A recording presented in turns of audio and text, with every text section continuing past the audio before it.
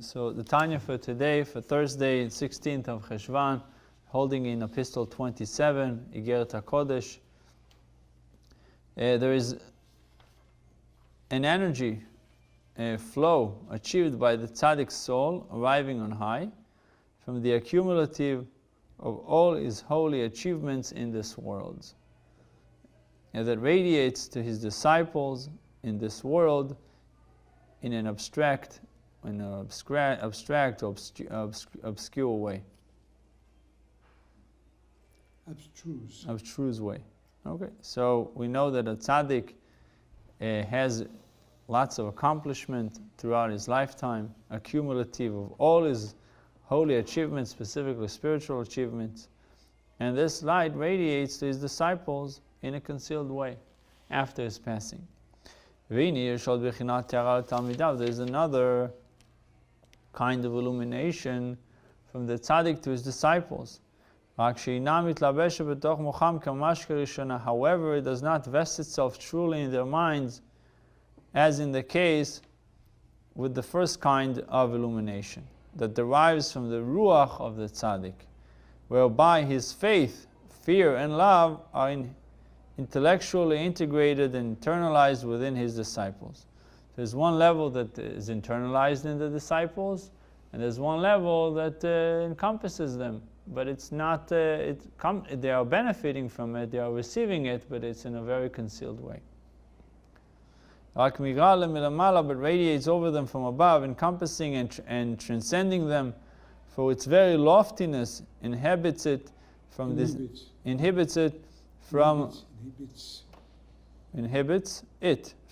descending and being integrated within them. So that's the level that does not permeates them, rather transcends them in an encompassing way. Why? And it stems from the ascent of the tzaddik's ruach and neshama to the source from which it was hewn, from the source that it came from. That is to Chakalta Puchin Kadeshim. We say it in the songs of mainly in the Kiddush. Mentioned the word Chakalta Puchin Kadeshim, which means the field or the orchard of the holy apples. It's a reference to the Sphira of Malchut, which is the kingship in the world of Atzilut, in the world of emanation, the divine source of the souls, divine source of souls. So that's where his neshama is ascending to, the soul of the tzaddik is ascending to, and that's where they receive. This ascent affects a union there between the spiritually feminine Sphira of Malchut and the spiritually masculine levels of divine efflux that transcend it. So we have the masculine and the feminine that are meeting together. Because of this union, it brings about children, right? The union, the intimacy ultimately brings pregnancy, impregnation, and birth. So that's the birth is a reference to the outcome, the reward, the influence that comes down. So every union that is created, it brings about ultimately brings about something comes out of it. Two people coming together, they have a meeting. They're doing it for a reason. They want to benefit something from it.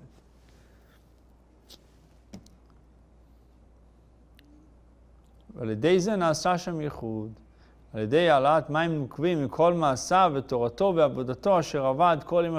means of the elevation of מים נוקבים. מים נוקבים is always referring to the feminine waters, anything that comes from below, by means of the mortally initiated spiritual arousal. Anything that comes from below, constituted by all of the tzaddik's action.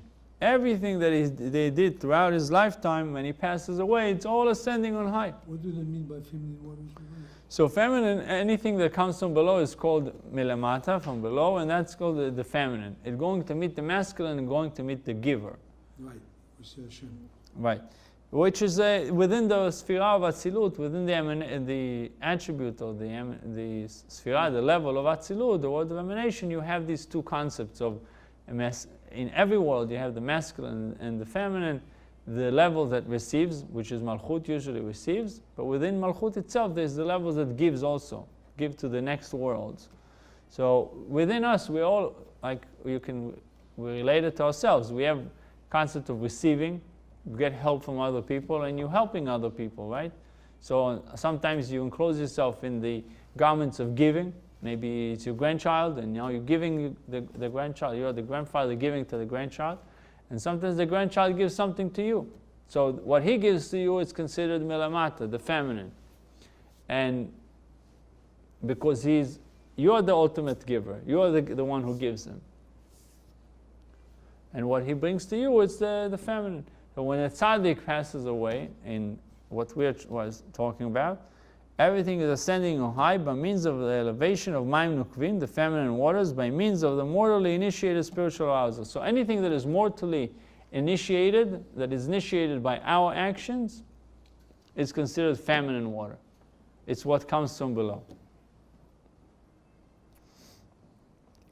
Constituted by all of the tzaddik's actions in his Torah and the divine service in which he engaged all the days of his life. Imagine everything is being accumulated, all of his learning, his teaching, his act of kindness. For as will be explained below in Epistle 28, all of man's lifelong labors and attainments are revealed from their former state of concealment and shine forth at the time of his passing. Imagine everything that was concealed is now being revealed. To him? To his neshama and also to his disciples. But the idea that we're discussing now, that it's being revealed to his disciples in an encompassing way. They maybe don't see it, don't feel it, but it's there for them. It's affecting them. What this is the concept of this, the concept of this epistle, this teaching of today, is that there's part of the tzaddik's influence that permeates his followers, his disciples, and there is part that is not, that is transcending. And the part that is transcending is everything that is accumulated, all his actions that are going up there and creating this tremendous union, that comes down in an obscure way. I have a question, Rabbi. I'd like to know how his action or lifelong labor manifests itself at the time of his passing. In other words, they come from a state of concealment and they shine forth. How do they shine forth? How do they manifest themselves? Because everything that he did is ascending, going on high, and it creates a union between the masculine and the feminine. This union creates light. There is now tremendous light that is affecting everything and everyone that's surrounded this tzaddik, or was close to him, connected with him, and they're affected by it. And they're affected by it more than throughout his lifetime. Right. We learned that before. Right. That usually But now, today, what we are adding to this teaching is that there is the part that it's not permeated by his disciples, or to his disciples, meaning it's going into them. It's like giving you. There's the easiest, I would say, the example to it is when you eat something, it becomes part of you. Clothing is not part of you. Your clothing are encompassing you, but they're still serving something for you, right? It's serving you. It's called the close makif, the makif that is close to you. Then there is makif that is distant from you. For example, this building is protecting us right now from the weather, from the mosquitoes, from the rain maybe. So it's affecting us, but in a more of a distant way. And there's another type of protections that are happening, or influence. So yeah, the same thing. There's levels that the tzaddik, after his passing, is literally influencing you in a very specific way, in a very individual way. He says, you Moshe or Tzika or Daniel, you were connected with my teachings, you were connected with my instructions, and so on and so forth, and therefore you're receiving this reward Maybe it's going to be manifested in health, in happiness, in livelihood, in children, whatever it is, it's going to be manifested in a revealed way.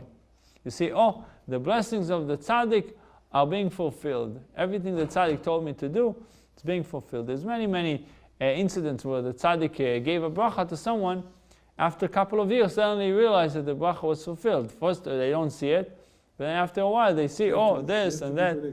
Right. You have to be attached to a tzaddik. Right. So there is one part that the tzaddik gives you when it's very revealed. And today is telling you that there's other things that the tzaddik is giving us, and they are concealed. We are affected by it, but in a concealed way. Right. It says, as will be explained below in Epistle 28, all of the man's lifelong labors and attainments are revealed from their former state of concealment and shine forth at the time of his passing. It's revealed now. And this is also answering a question. And in the Chakat HaPuchim Kadeshim, meaning in the world of Atzilut, within the kingship level within the world of Atzilut, the soul's source are implanted exceedingly sublime light. So it's like the tzaddik planting something in the world of Atzilus. Corresponding to and resulting from the nether illuminations, which are the tzaddik's teaching and worship. His divine service implants lofty illuminations above, which are revealed and descend below at the time of his passing. והראה אורות עליונים אלו מאירה על כל תלמידיו שנעשו עובדי השם על ידי תורתו ועבודתו. The illumination of these supernal lights radiates over all his disciples who became servants of God through his teaching and worship. והרעה זו שעליהם מלמעלה מכנסת בליבם הרהורי תשובה ומעשים טובים. And this illumination which radiates over them from above, despite this transcendence, meaning that it's not direct, it's not permeating, it's not internalized, but look at the effect of it. It's so powerful that it instills in them, it instills in their hearts thoughts of repentance and good deeds. Going to page 90. וכל המעשים טובים הנולדים מהרעה זו שמאירה מאורות הזרועים בשדה הנזכר לעיל נקרא גידולי גידולין. All the good deeds born of this illumination, which radiates from the lights implanted in the above mentioned orchard, are called successive generations of offshoots. Since the illuminations themselves grew directly out of the lights implanted by the tzaddik, the good deeds which these illuminations in turn inspire are its offshoots of the second generations. Now, imagine the tzaddik's illumination is affecting us, and the way he describes the effect, he writes that they become servants of God through his teaching and worship. That's the direct effect throughout his lifetime. That we became servants of God through his teachings, through his inspirations and so on. But ultimately, at his passing, the illumination that we don't see directly, what is the ramification of it, the outcome of it? It tells us, "Shemachneset belibam irurei tshuva maasim tovim," instills in their hearts thoughts of repentance and good deeds.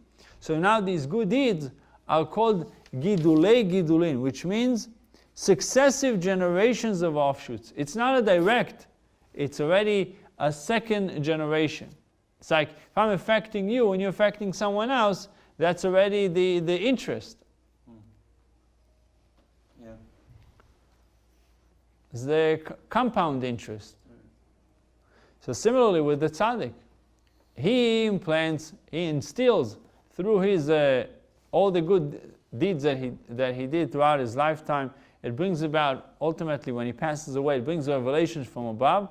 This revelation goes to his talmidim, to his students, his disciples, and it instills in them thoughts of tshuva, to do good deeds. And now that they are inspired again, they do good deeds.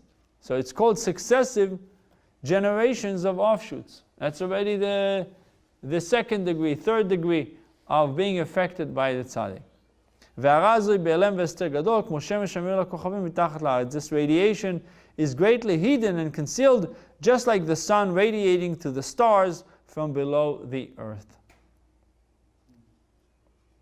Nighttime, the moon, where does it have its light, its illumination? It gets it from the sun. But we don't see the sun.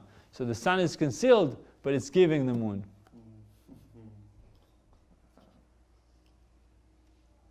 So there are many, many kinds of influences that come without us even knowing that they are there. That's the point that it's trying to say, that the tzaddik is affecting his talmidim, his students, his disciples. They're not even aware of it. It's stated in the Zohar in reference to Moshe, our master, peace be unto him. It says in the note over here in 41, amended here from in the Tikkunim note of the Rabbi in the Ores Tikkunim, to date I have found the entire subject in Zohar. I have found only part of what explained here. Possibly the copy or the copyist, when they get Hakodesh, confused with the phrase in the Tikkunim. Okay, but anyway, so this is the idea. After the passing of Moshe Rabbeinu,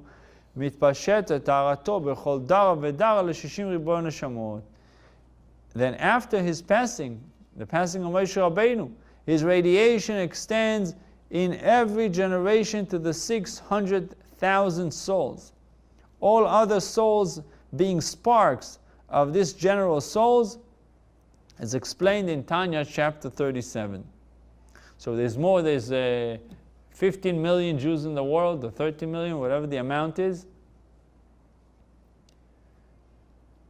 And we know there are 600,000 souls. How can we have 13, 15 million Jews? So we know that those are the main souls. Yeah. And there's primary souls, there's the offshoots, there's the sparks that come from these souls, Nitzot soul. So it says that after his passing, his radiation extends in every generation to the 600,000 souls, all other souls being sparks of these general souls. As explained in the Tanya chapter 37. Like the sun which radiates to the 600,000 stars from below the earth. As with Moshe, so too with the tzaddikim, who are his successors by means of his Torah and spiritual service. Every tzaddik illumines successive generations of offshoots, his direct disciples, and in turn their disciples, and so on, when they follow his teachings in matters of Torah and spiritual service. And that's the Tanya for today.